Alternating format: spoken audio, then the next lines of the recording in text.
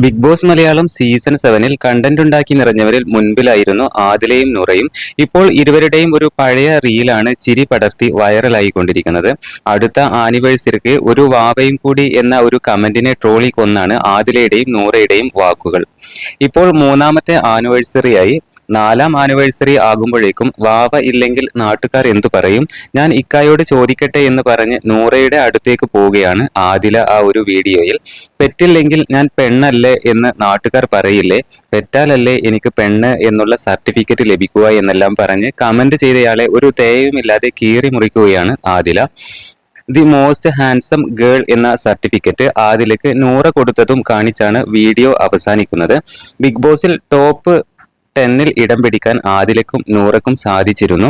Noora 6-ാമതായും Adila 7-ാമതായുമാണ് big boss വീട്ടിൽ നിന്നും പുറത്തായിരിക്കുന്നത്. എന്തായാലും ബിഗ് ബോസ് മലയാളം സീസൺ 7-ൽ ഒരുപാട് കണ്ടന്റുകൾ ക്രിയേറ്റ് ചെയ്യാനായിട്ട് രണ്ടുപേർക്കും സാധിച്ചിട്ടുണ്ടായിരുന്നു.